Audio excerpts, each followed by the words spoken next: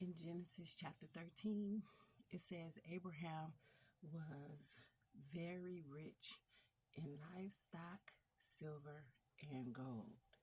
Then you get to Genesis chapter 15, and God tells Abraham, "Do not be afraid. I am your shield. Your reward will be very great." Abraham, his response makes me believe that he felt like my reward will be very great. I have everything. I'm rich in livestock. I'm rich in silver and gold. But what I don't have is an heir to leave my riches to. I have servants. I don't have an heir. I have everything else, but I don't have an heir. And he said to God, "What can you give me since I'm childless and the heir of my house is Eliezer of Damascus, his servant?" Abram said, "Look, you have given me no offspring, so a slave born in my house will be my heir." God's response was, "No, no, this will not be your heir. Instead, one who comes from your own body will be your heir." He took him outside. God took Abram outside and said, "Look at the sky and count the stars. If you are able to count them, if you are able to count them, count them. You can't." Then he said to him, "Your offspring will be that numerous." And Abraham believed God. He believed him. He just believed him. It was just that simple. He believed him. And so that made me think, first of all, Abraham had a desire. He had a desire to have a son. He had a desire to have an heir. You think God didn't know that? Because all the way through chapter 15, God is telling Abraham what's going to happen. Like, I'm going to give you this land that I brought you to. I'm going to give it to you. But these things are going to happen.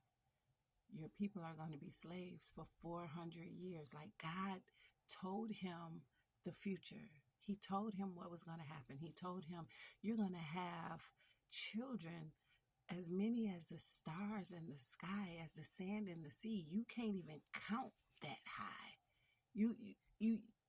But that's what I'm going to give you." I think about us today, in today's time, how we have a desire. We each have a desire. And we can sit back and complain about this ain't happening. You look at other people and see things happening for them, but it's not happening for you. I think about that, and then God throws this in my face, Genesis chapter 15, where he explains to Abram, "Listen, I got it all planned out. You just have to trust me." That's what he's saying to us. You just have to trust me. Psalm 139:16, Christian Standard Bible Version says, "Your eyes saw me when I was formless. All my days were written in your book and planned before a single one of them began." Do you know what that means? All your days were written in his book and planned before any of your days even began.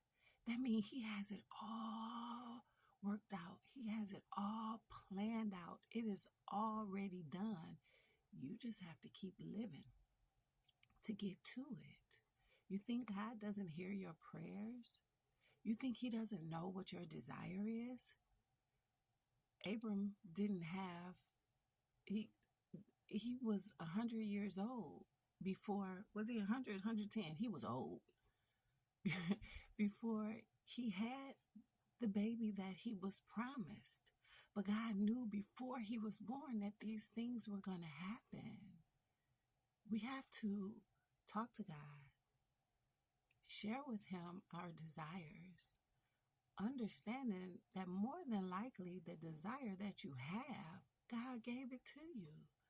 So do you think if he's giving you a desire, not, hold on,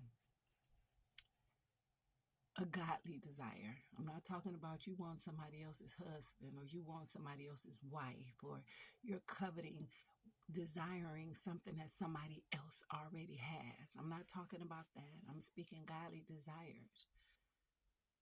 You think if God gave you the desire, he's not going to give it? He's not going to finish that thing just because it's not happening in the time that you want it?